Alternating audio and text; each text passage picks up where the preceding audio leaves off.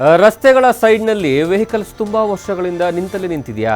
ಇದರಿಂದ ನಿಮಗೆ ಕಿರಿಕಿರಿ ಆಗ್ತಾ ಇದೆಯಾ? ಅಥವಾ ನೀವೇ ಸಿಕ್ಕ ಕಡೆಗೆ ನೋ ಪಾರ್ಕಿಂಗ್ನಲ್ಲಿ ವೆಹಿಕಲ್ಸ್ ಪಾರ್ಕ್ ಮಾಡಿದ್ದೀರಾ? ಹಾಗಿದ್ರೆ ಹುಷಾರ್.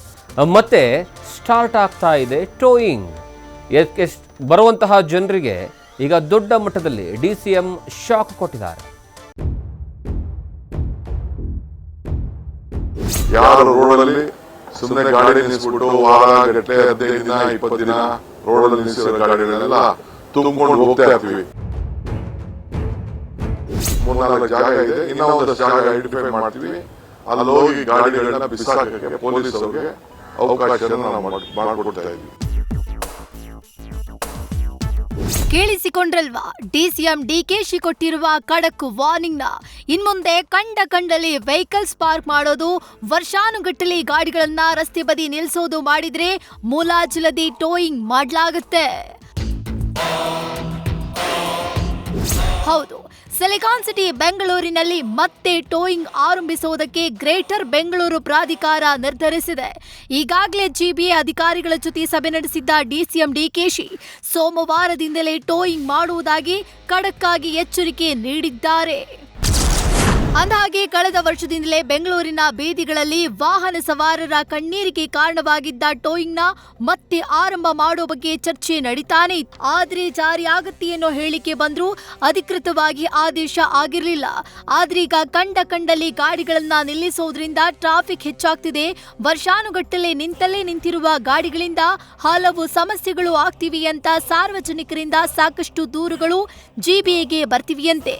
ಹೀಗಾಗಿ ಫೈನಲಿ DCM DKC ಟೋಯಿಂಗ್ ಮಾಡುವುದಾಗಿ ಖಡಕ್ ಆಗಿ ಎಚ್ಚರಿಸಿದ್ದಾರೆ. ಎಲ್ಲೆಂದರಲ್ಲಿ ವಾಹನಗಳನ್ನ ನಿಲ್ಲಿಸಿದ್ರೆ ಟೋಯಿಂಗ್ ಮಾಡುವುದಕ್ಕೆ ಪೊಲೀಸರಿಗೆ ಸೂಚನೆ ಕೊಡಲಾಗಿದೆ. ಅದಕ್ಕಾಗಿ ಈಗಾಗಲೇ ಬೆಳ್ಳಹಳ್ಳಿ, ಮಿಟ್ಕನಹಳ್ಳಿ, ಸೊಂಡೆಕೊಪ್ಪದಲ್ಲಿ ಸ್ಥಳ ನಿಗದಿ ಮಾಡಿದ್ದು ಟೋಯಿಂಗ್ ಮಾಡಿದ್ದ ಇಂತಹ ವೆಹಿಕಲ್ಸ್ ಗಳನ್ನ ಡಂಪ್ ಮಾಡಲಾಗುತ್ತೆ ಅಂತ ಹೇಳಿದ್ದಾರೆ.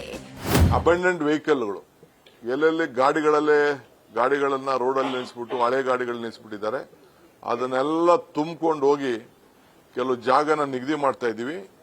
ಕೆಲವು ಜಾಗನ ರಿಕ್ಲೈಮ್ ಆಗಿರೋದು ಈ ಲೆಗಸಿ ಡಂಪ್ ಸೈಟ್ಗಳಿದೆ, ಪೊಲೀಸ್ ಅವ್ರಿಗೆ ಅದನ್ನ ಹ್ಯಾಂಡ್ ಓವರ್ ಮಾಡ್ತಾ ಇದೀವಿ.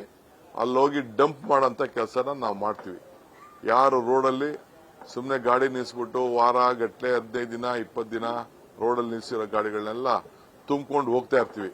ಸೊ ಅಬಂಡೆಂಟ್ ವೆಹಿಕಲ್ಗಳಿಗೆ ಹೊಸ ಜಾಗನ ಕೊಟ್ಬಿಟ್ಟು ಅಲ್ಲಿ ಎತ್ಕೊಂಡು ಹಾಕ್ತಾ ಇದೀವಿ. 3 ಜಾಗ, ಬೆಳ್ಳಹಳ್ಳಿ, ಮಿಟ್ಗಾನಹಳ್ಳಿ, ಗಿದ್ನಹಳ್ಳಿ, ಸೊಂಡೆಕೊಪ್ಪ, 3-4 ಜಾಗ ಇದೆ. ಇನ್ನೂ ಒಂದಷ್ಟು ಜಾಗ ಐಡೆಂಟಿಫೈ ಮಾಡ್ತೀವಿ. ಅಲ್ಲಿ ಹೋಗಿ ಗಾಡಿಗಳನ್ನ ಬಿಸಾಕಕ್ಕೆ ಪೊಲೀಸ್ ಅವ್ರಿಗೆ ಅವಕಾಶನ ನಾವು ಮಾಡಿಕೊಡ್ತಾ ಇದೀವಿ.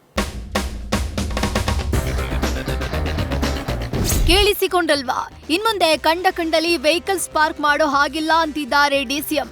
ಸೋಮವಾರದಿಂದಲೂ ರೂಲ್ಸ್ ಜಾರಿಯಾಗುತ್ತೆ ಅಂತಾನು ಹೇಳಿದ್ದಾರೆ. ಹಾಗಾಗಿ ನಿಮ್ಮ ಪ್ರೀತಿಯ ಗಾಡಿಯನ್ನ ಸಿಕ್ಕಲ್ಲಿ ಪಾರ್ಕ್ ಮಾಡೋ ಹವ್ಯಾಸ ನಿಮಗಿದ್ರೆ ಇನ್ಮೇಲೆ ಅದನ್ನ ಬಿಟ್ಬಿಡಿ, ಇಲ್ಲಾಂದ್ರೆ ಗಾಡಿ ಟೋಯಿಂಗ್ ಪಕ್ಕಾ. Shivaprasad, news first, Bengaluru. News first ನಿರ್ಭೀತಿಯಿಂದ ನಿಮ್ಮ ಪರವಾಗಿ.